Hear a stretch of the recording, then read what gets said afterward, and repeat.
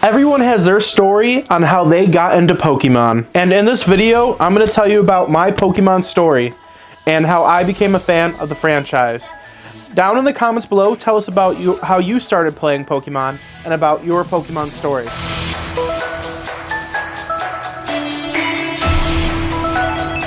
I got into Pokemon when I was very young. I was 9 years old, and it was a grand year of 2008.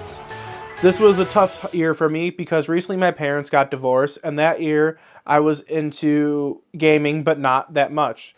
I only had a PS2, and I mainly still played with toys, but during that fateful year in December for Christmas, my Grandma Nancy and my Grandpa Henry got me a Nintendo DS Lite, which I still have to this day. I'm going to show you real quick.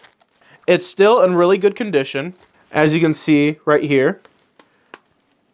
And it still starts and everything. I still have, as you can see. And underneath, it still has the Game Boy slot, which a lot of people lose these, but it's all still in one piece, which I'm pretty happy about. And with this DS Lite, I got one particular game. And do you know what that game was? Pokemon Platinum.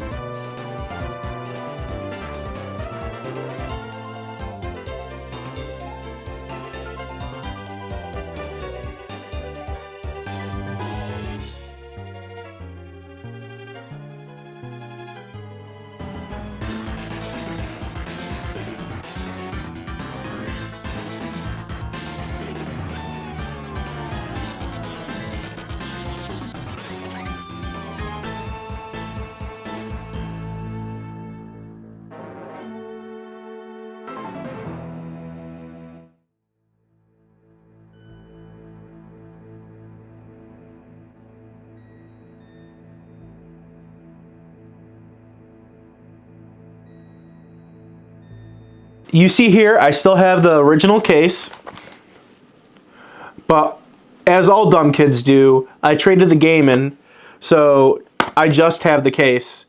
I know you guys can rag on me in the comments, but this game during that time meant so much to me. I spent hours, and I mean hours, playing this game.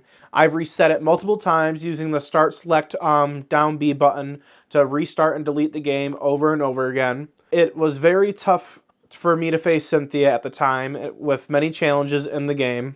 I love the Distortion world and fell in love with the Pokemon Giratina, which Giratina is my favorite Pokemon of all time.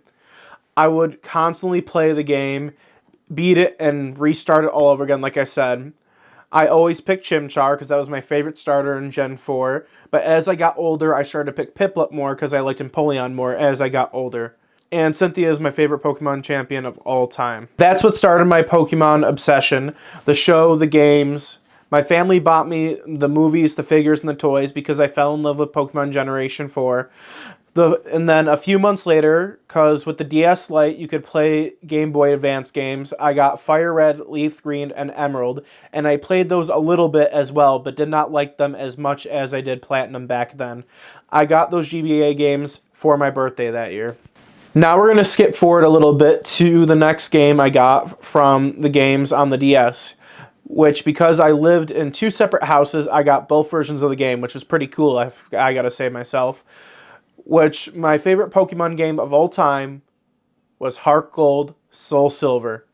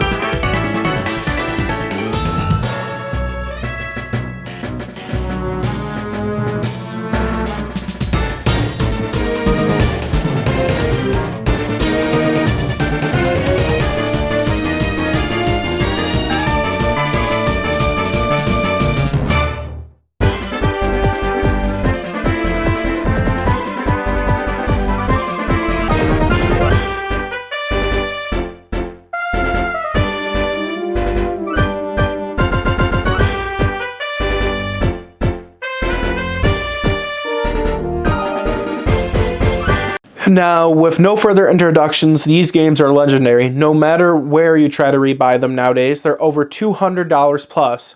The best part about these games, they were Gen 2 remade into Gen 4 graphics, and the Pokemon followed behind you, and you could also go both into Johto and Kanto, which made these games absolutely peak. And they added more content into the post game, and you could battle Red on top of Mount Silver. I have many great memories of these games.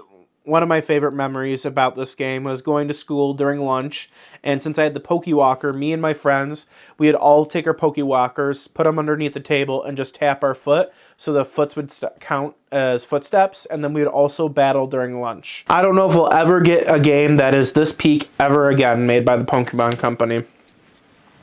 Now, this is when I really got into Pokemon cards after Heart Gold and Soul Silver came out, and I built a massive collection while also getting cards from my older cousin, who is no longer wanted them because he felt it was too kiddie.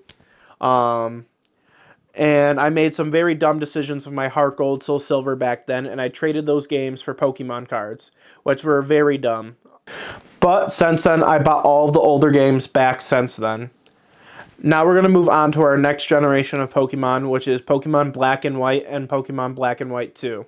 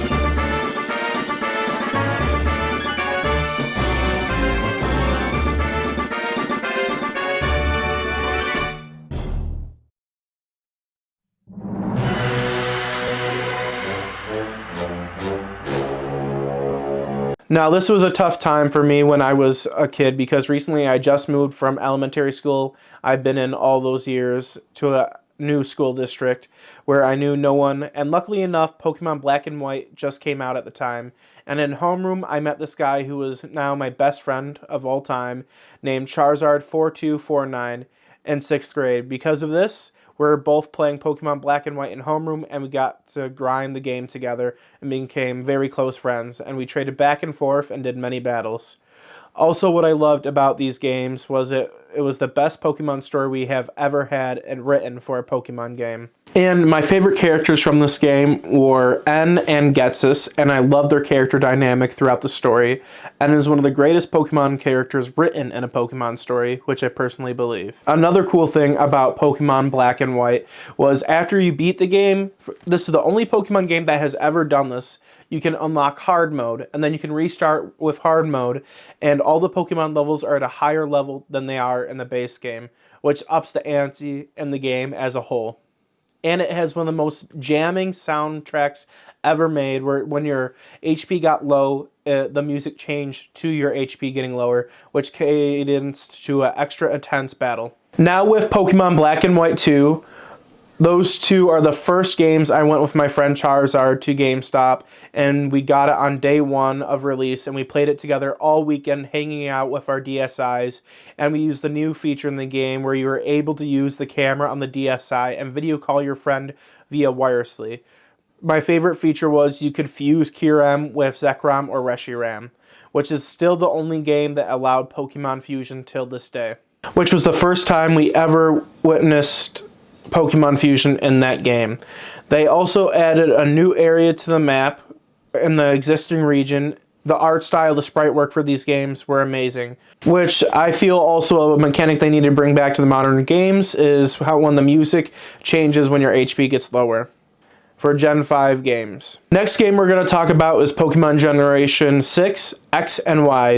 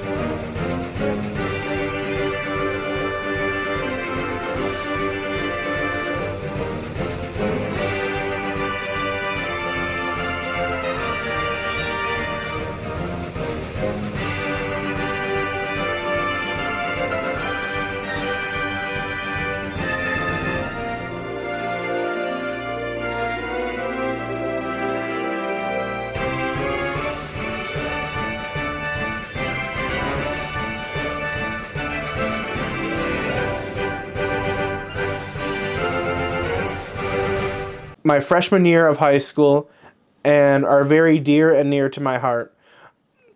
And just like how I said with Platinum, I played Platinum a lot. I played to death Pokemon X and Y. I maxed out the hours in the game to 999. I completed the whole Pokédex and also was the first game where I started shiny hunting and playing competitively. I learned what IVs are and EVs were for competitive battling and so on and so forth. How to do the Masuda method for breeding to get shiny Pokemon, and how to breed competitive Pokemon. And we got one of the best gimmicks of all time, which is goated, which is Mega Evolutions, which I love till this day and is a greatly accepted mechanic in the game. And also came with one of the best water starter designs ever released, which was Greninja. Around this time is also when the new TCG sets that came out, which were also really good, Flash Fire and Evolving Skies, which were also really good stuff for TCG. Now we're going to move to another remake that was really, really good. Not as peak as Heart Gold, Soul Silver, but really good, which Omega Ruby and Alpha Sapphire.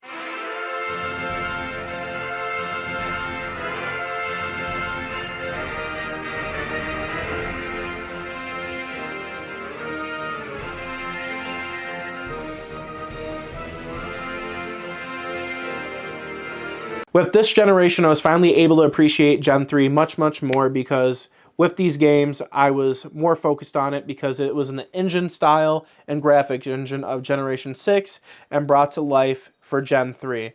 And also the storytelling in the post-game with Zinnia and Dragon Ascent for Rayquaza going up to the top of the thing and going into outer space to battle was really, really cool.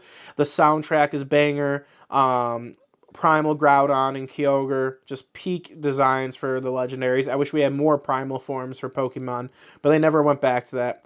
And also with those games, when that came out, during that weekend, again, me and my friend Charizard, we just played that game to death that whole weekend, and we beat it in about a day and a half when that game came out. And it's always a great memory to have for that. Another memory during that time was, my mom took me to New York City for the first time, and I went to the Nintendo World Store in New York City for the first time ever in my life back then. And I got a Primal Groudon shirt and a bunch of cards that my mom bought me while we were in New York City, just seeing the Pokemon section in New York City. Now, with this next generation of Pokemon, I wasn't sure if I was going to like it at first, and it's because they got rid of the gyms and they went with Island Trials and Totem Pokemon instead. But in the end, I ended up growing to love and appreciate Pokemon Sun and Moon and Ultra Sun and Moon.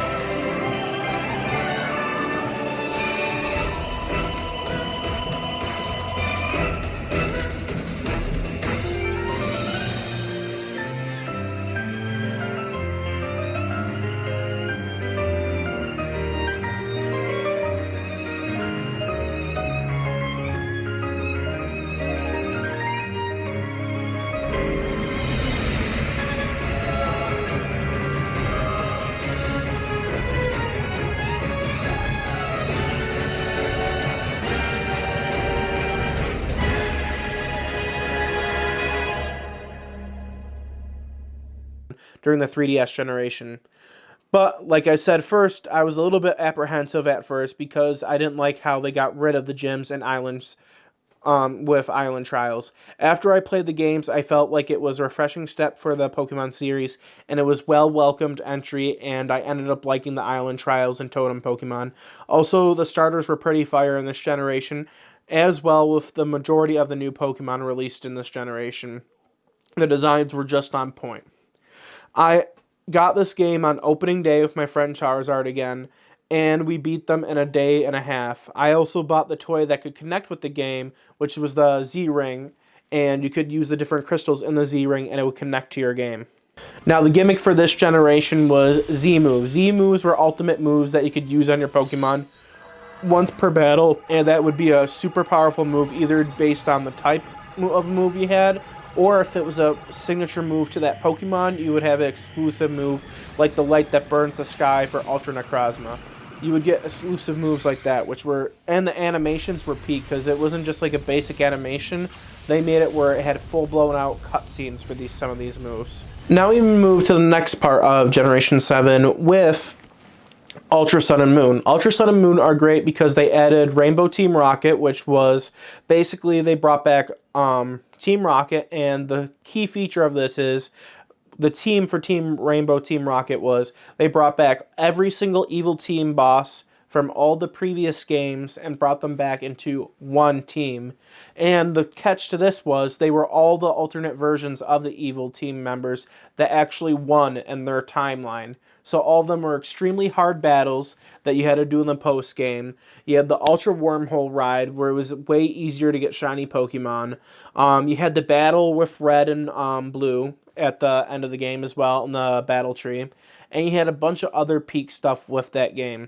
Not to mention the anime being really good on top of that. Now we're going to get into the Switch generation of Pokemon games, which I'm going to go over very briefly, which have a couple of good games. The rest of them are kind of mid. But which we're going to start with is Let's Go Pikachu and Eevee.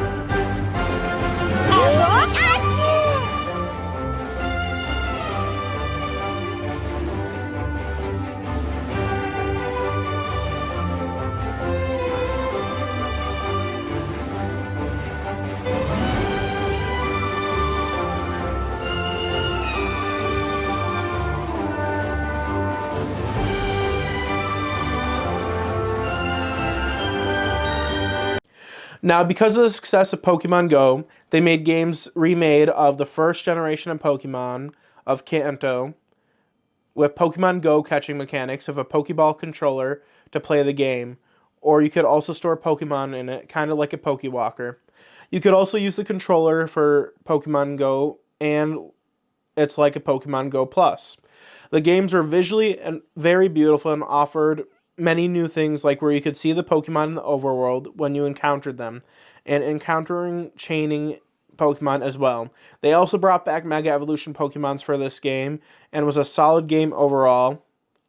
I liked it at the time, but I was expecting way more from the Switch, which leads us into our next Pokemon game, Sword and Shield.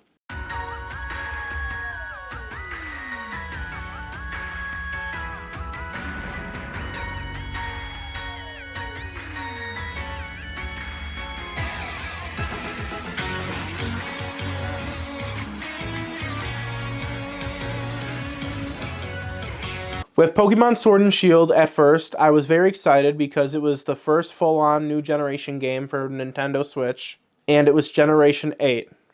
It was a mixture between linear and open world for a Pokemon game, which was the first time that we had that. But throughout the promotion, I was kind of nervous because that's when we found out Dexit was happening, where not every Pokemon game would be in this Pokemon game, which was the first game in years where we would never have all the Pokemon in one game. And the visuals in the open areas were kind of blurry and blended, and not that good. But in the linear areas, they looked really good, but not great. My favorite characters from this generation were Leon and Hop. And the Pokemon starter I chose because the game didn't have that many good designs compared to the last generation was Rillaboom. Now, when I got this game, I started working a retail job. I had a coworker, my friend Jake, that we worked the overnights with. And when this game released, we picked it up on our night shift the day it released. And then I went over to his house and I made him cheeseburger mac and cheese. And we just grinded out Pokemon Sword and Shield all night. We found out a cool technique that if you used the raid dens back then, you would get XP candies, which is the first time we had these XP candies.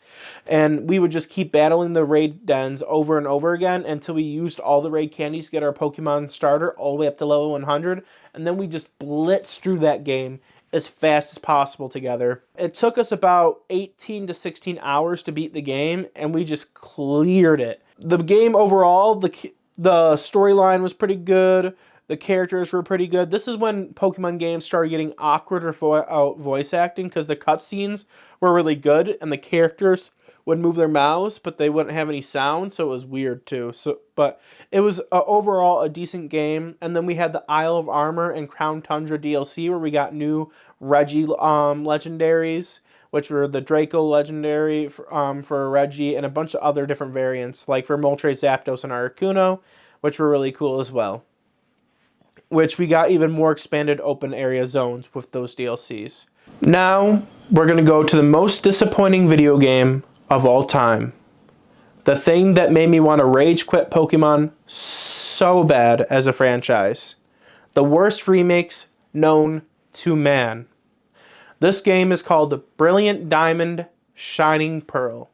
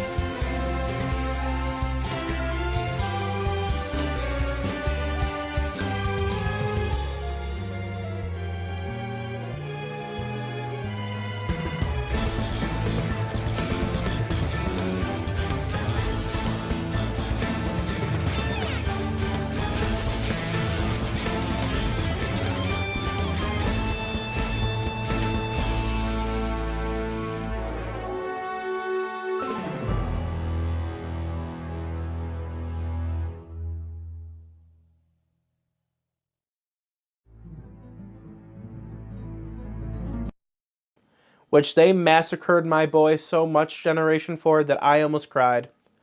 The games didn't even include any Platinum content, no DLC at all to include the Platinum content, and it was just basic Diamond and Pearl one-to-one remakes in chibi animation style.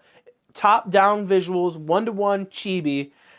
And you would think, because Omega Ruby Alpha Sapphire was there, and all the other games where they used the current generation's graphics and engine and transferred that into the remake, that they would have done that. No. They outsourced this game to a separate company that wasn't Game Freak, to Ilka Inc., and they made the most basic, the most neutered, soulless game for Gen 4 that I ever saw. I couldn't even finish the games. I got to the 8th gym, and I didn't even finish it. I was so pissed off with these remakes. I was so pissed off, because they were almost there. They could have made Platinum content in there, and it would have been so much better, and they could have included it with the Sword and Shield art style, or even, hell, the Let's Go Pikachu and Eevee art style. It would have been so much better. But no, they gave us a top-down chibi game, one-to-one remake with Diamond and Pearl, and it was just booty cheeks. The worst Switch game for the Pokemon series on the Switch, I would have to say that. Sorry, I'm just very passionate about those remakes because that's where I started Pokemon and what's created my love for Pokemon. The next game we're going to go talk about on the flip side was one of the greatest Pokemon games on the Switch, which also took place in Sinnoh, but it took place in the past, which is called Legends Arceus.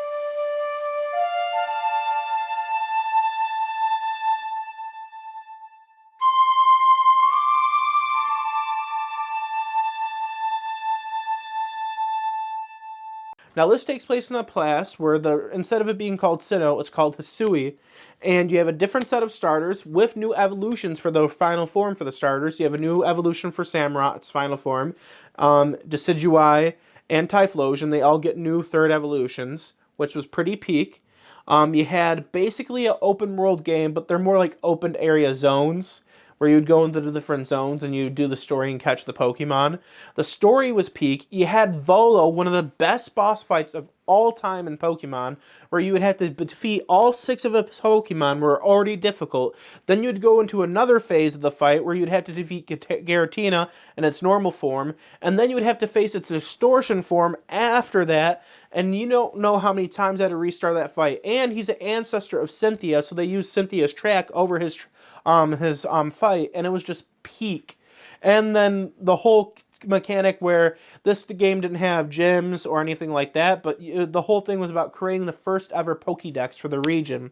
And it was just a fantastic storytelling, fantastic gameplay. It involved dodge rolling, the first ever time where we could actually throw Pokeballs and aim it. It was just so peak, unbelievably peak. But that game was great. It was the first time we ever had 4 shiny Pokemon where they would make a sound effect if they were nearby. So it saved so many shiny Pokemon for people where you could literally hear a shiny sound effect and see a shiny Pokemon and it had a sound, which was a great addition to the Pokemon franchise as a whole. Now, where do I even start with this game? When this game came out on Switch 1, this game was a technical mess and a disaster, an absolute disaster. I was excited when it was first announced because it was going to be the first ever open world Pokemon game, but sadly with Gen 9, my dissatisfaction with the series for Pokemon and company grew even more, though with the last game of Legends Arceus, I was very happy with that game. And the games we're going to talk about right now are Pokemon Scarlet and Violet.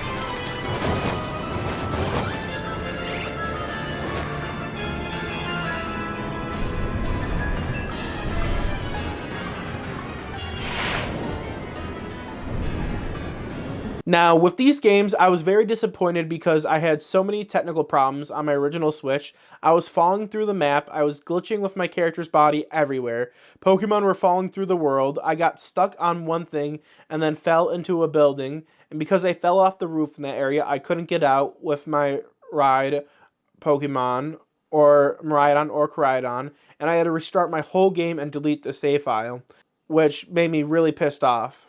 Even though I love how the game is fully open world, but the textures are ugly and dissatisfying. Even though the starters are great in this game, the technical disabilities of this game outweigh most of the good. Even though the characters' designs that we had and the 3 main storylines were great and had a fully vocal song After You Beat the Game by Ed Sheeran, it still felt like this game was very mediocre. That was until the Switch 2 version of the game came out, and they fixed all the previous problems technically that it had, and raised the frame rate to 60 and the resolution to 4K. I completed the Pokédex twice for this game. For anyone wanting to try these games, play it on the Switch 2, because it is way better. We got Terra as our new gimmick, and I really did not care about it at all. And the DLC was pretty good, but I'm still trying to finish it till this day because I can't really get past it because my sour taste in my mouth of Scarlet and Violet. Now we're going to talk about what I did after Scarlet and Violet. Now, a little bit ago, I went to a trip to Japan with my friend Charizard and a few other people as well. And we went there, we explored Japan, we had a great time. I'm a huge anime fan, I'm a huge gaming fan, I'm a huge Pokemon fan. And we went to about 3 or 4 of the Pokemon centers in Japan. In a link down below, you can see us touring the Pokemon Center. And I also have a video where we go over all the stuff we got at the Pokemon centers. But I loved it there. The Pokemon centers were amazing. I bought so much stuff, probably too much stuff, to be honest. Trust me, my financial advisor probably wants to kill me after what I spent in Japan at the Pokemon centers. But it was a peak vacation. And on that vacation, because between this and like Black and White and X and Y, I stopped playing the TCG and collecting cards, and I got rid of all my cards. But while I was in Japan, I restarted my love for the TCG by going and getting some packs at the Pokemon centers. I got a total of 10 Mega Evolution sets, and I got 10 Destined Rivals, and I bought a booster box of one of the Crown sets that was out at the time. I opened them up. I got a decent amount of good cards, and then I was on my way.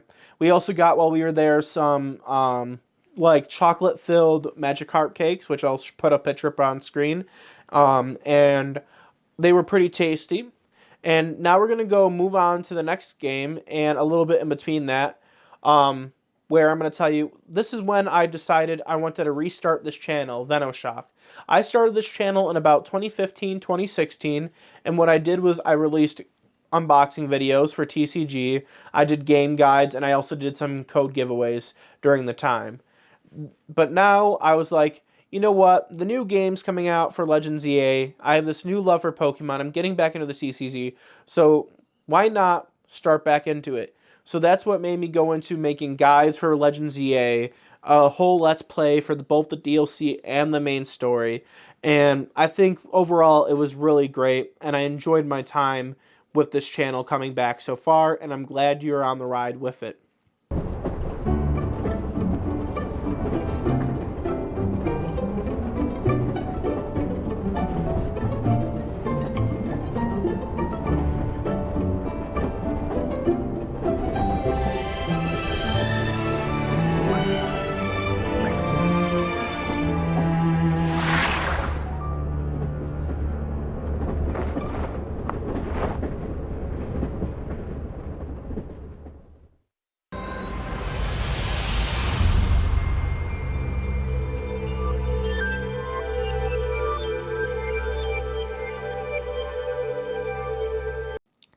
And with the next game, like I said, is going to be Legends EA. We got that game in October, and I've been playing the living crap out of it, making content for you guys nonstop. The story is peak. We got AZ back.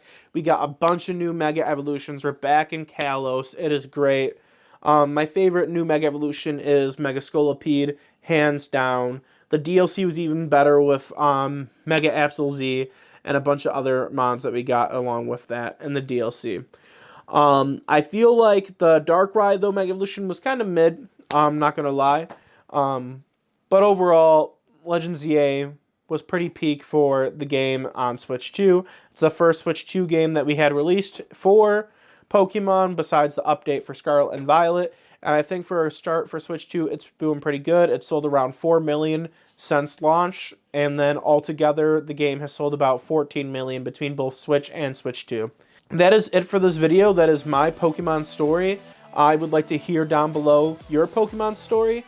And also, if you're a content creator, you could use this idea and also talk about your Pokemon story and do hashtag Pokemon30th. Thank you guys for watching. I hope you guys enjoyed this video greatly. I will see you guys next time. I put a little bit more effort into this. I had an editor work on this, and I edited a little bit of it. But enjoy your day. Peace out, and enjoy the good vibes. Make sure you Venoshock that subscribe button. See you guys next time. Johnny. My body is ready. My body is ready. My body is ready. My body is ready. My body. Yeah, boy.